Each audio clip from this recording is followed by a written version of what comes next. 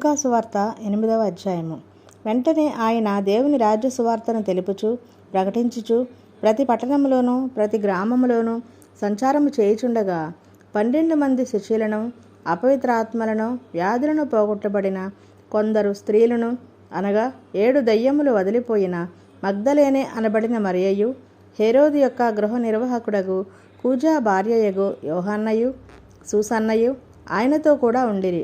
వీరును ఇతరులు అనేకులను తమకు కలిగిన ఆస్తితో వారికి ఉపచారము చేయుచూ వచ్చిరి. బహు జనసమూహము కూడి ప్రతి పట్టణము నుండి ఆయన యొద్దకు వచ్చుచుండగా ఆయన ఉపమాన రీతిగా ఇట్లనెను. విత్తువాడు తన విత్తనములు విత్తుటకు బయలుదేరెను. అతడు విత్తుచుండగా కొన్ని విత్తనములు త్రోవ పక్కను పడి త్రొక్కబడిన గనుక ఆకాశ పక్షులు వాటిని మృంగివేసెను. మరికొన్ని రాతినేలను పడి మొలిచి చెమ్మలేనందున ఎండిపోయెను. మరికొన్ని ముండ్ల పొదల నడుమ పడెను. ముండ్ల పొదలు వాటితో మొలిచి వాటిని అణిచివేసెను. మరికొన్ని మంచి నేలను పడెను. అవి మొలిచి నూరంతలుగా ఫలించనెను. ఈ మాటలు పలుకుచు వినుటకు చెవులు గలవాడు వినుగాక అని బిగ్గరగా చెప్పెను. ఆయన శిష్యులు ఈ ఉపమాన భావం ఏమిటని ఆయనను అడగగా ఆయన, దేవుని రాజ్య మర్మములు ఎరుగుట మీకు అనుగ్రహింపబడి ఉన్నది. ఇతరులైతే చూచియు చూడకయు వినియు గ్రహింపకయు ఉండినట్లు వారికి ఉపమాన రీతిగా బోధింపబడుచున్నవి.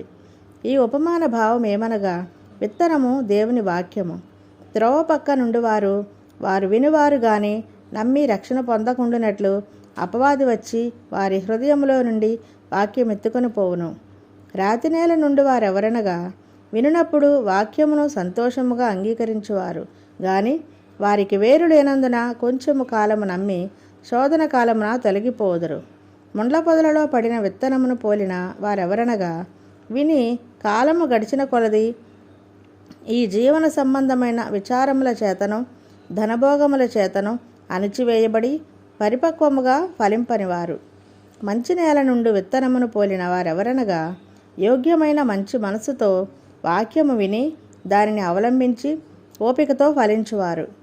ఎవడునూ దీపము ముట్టించి పాత్రతో కప్పివేయడు, మంచము క్రింద పెట్టడు గాని లోపలికి వచ్చు వారికి వెలుగు అగపడవలనని దీపస్తంభం మీద దానిని పెట్టును. తేటపరచబడని రహస్యం ఏదియూ లేదు. తెలియజేయబడకయు బయలుపడకయు నుండు మరుగైనదేదియూ లేదు. కలిగిన వానికి ఇయ్యబడును, లేని వాని యొద్ద నుండి తనకు కలదని అనుకున్నది కూడా తీసివేయబడును. గనుక మీరు ఎలాగ వినుచున్నారో చూచుకొనడని చెప్పెను. ఆయన తల్లియు సహోదరులను ఆయన యొద్దకు వచ్చి జనులు గుంపుగా ఉండుట చేత ఆయన దగ్గరకు రాలేకపోయిరి. అప్పుడు నీ తల్లియు నీ సహోదరులను నిన్ను చూడగోరి వెలుపల నిలిచి ఉన్నారని ఎవరో ఆయనకు తెలియజేసిరి.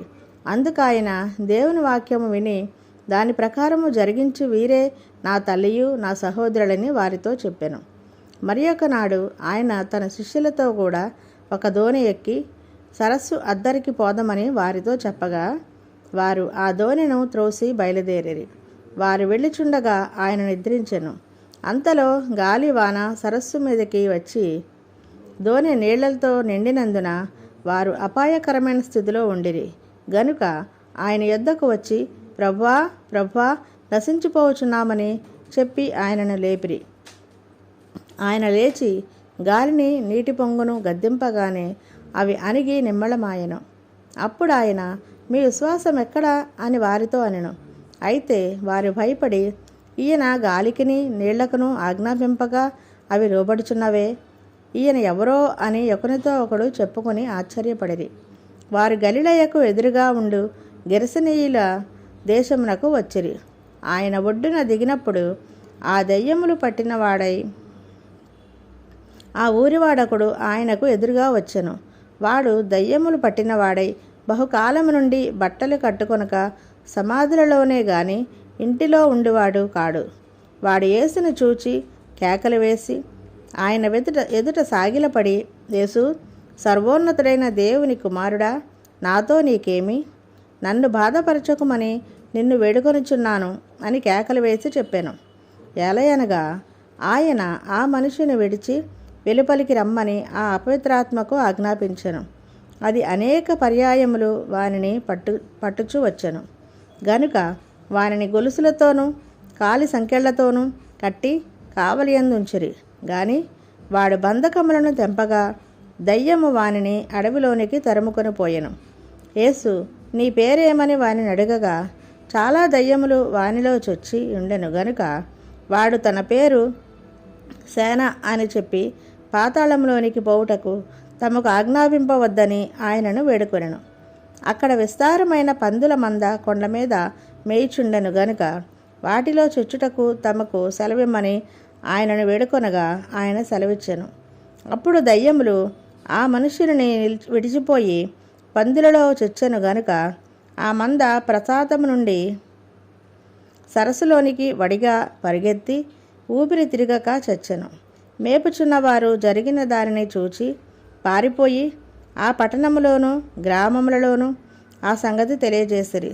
జనులు జరిగిన దానిని చూడవెళ్ళి యేసునొద్దకు వచ్చి దయ్యములు వదిలిపోయిన మనుష్యుడు బట్టలు కట్టుకొని స్వస్థచిత్తుడై యేసు పాదముల యొద్ద కూర్చుండట చూచి భయపడిరి.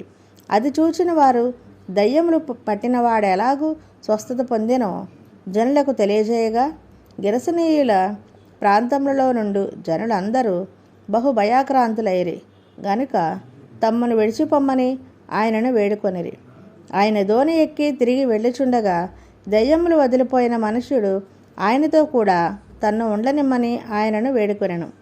అయితే ఆయన నీవు నీ ఇంటికి తిరిగి వెళ్ళి దేవుడు నీకెట్టి గొప్ప కార్యములు చేసెనో తెలియజేయమని వానితో చెప్పి వానిని పంపివేశను.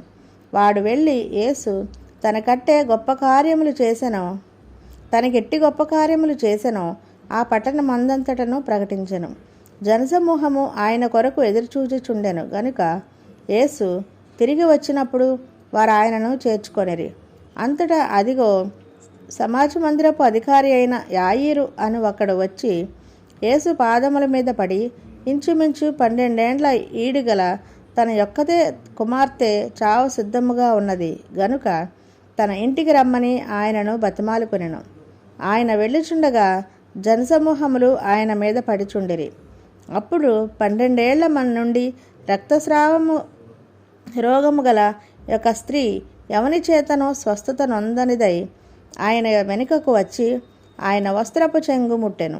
వెంటనే ఆమె రక్తస్రావము నిలిచిపోయెను. నన్ను ముట్టినది ఎవరని యేసు అడగగా అందరూ మేమెరుగమన్నప్పుడు పేతురు ఏలినవాడా జనసమూహములు కెక్కిరిసి నీ మీద పడుచున్నారనగా యేసు ఎవడో నన్ను ముట్టెను, ప్రభావము నాలో నుండి వెడలిపోయినదని నాకు తెలిసినదనెను. తాను మరుగై ఉండలేదని ఆ స్త్రీ చూచి వణుకుచూ వచ్చి ఆయన ఎదుట సాగిలపడి తాను ఎందు నిమిత్తము ఆయనను ముట్టెనో వెంటనే తాను ఎలాగ స్వస్థపడెనో ఆ సంగతి ప్రజలందరి ఎదుట తెలియజెప్పాను. అందుకు ఆయన కుమారి నీ విశ్వాసము నేను స్వస్థపరిచెను, సమాధానము గలదానవై పొమ్మని ఆమెతో చెప్పాను. ఆయన ఇంకనూ మాట్లాడుచుండగా సమాజ మందిరపు అధికారి ఇంటి నుండి ఒకడు వచ్చి నీ కుమార్తె చనిపోయినది, బోధకుని శ్రమ పెట్టవద్దని అతనితో చెప్పాను. యేసు ఆ మాట విని భయపడవద్దు, నమ్మిక మాత్రం ఉంచుము, ఆమె స్వస్థపరచబడినని అతనితో చెప్పి ఇంటికి వచ్చినప్పుడు పేతురు యోహాను యాకోబు అని వారిని ఆ చిన్నదాని తల్లిదండ్రులను తప్ప మరెవరిని ఆయన లోపలికి రానియలేదు. అందరూ ఆమె నిమిత్తమై ఏడ్చుచు రొమ్ము కొట్టుకొనుచుండగా ఆయన వారితో ఏడవవద్దు, ఆమె నిద్రించుచున్నదే గాని చనిపోలేదని చెప్పెను. ఆమె చనిపోయినని వారెరిగి ఆయనను అపహసించిరి. అయితే ఆయన ఆమె చెయ్యి పట్టుకొని చిన్నదానా లెమ్మని చెప్పగా ఆమె ప్రాణము తిరిగి వచ్చెను గనుక వెంటనే ఆమె లేచెను.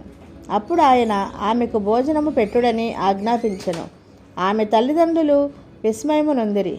అంతటా ఆయన జరిగినది ఎవరితోనూ చెప్పవద్దని వారికి ఆజ్ఞాపించెను. దేవుడి పరిశుద్ధ వాక్యం దీవించును గాక. ఆమెన్. ఈ రోజు వాక్యం విన్నారు కదా, మరికొంతమందికి వినిపించండి. Please like, share, subscribe.